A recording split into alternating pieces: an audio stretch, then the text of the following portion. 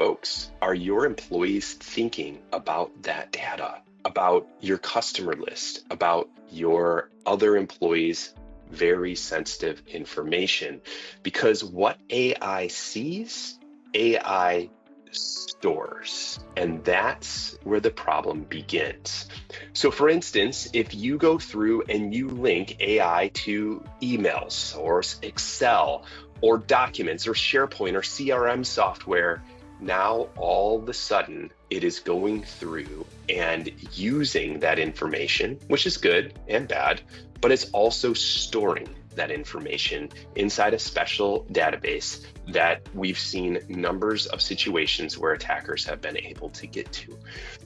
And there's another little problem. And the little problem is free models. Okay, so we talked about ChatGPT. Their basic free model system, which is what most employees are using today, as in they're not using a team account or a paid subscription. These free models go through and basically use your data to train the models, which means that every response after you've given it data is basically using your data to respond.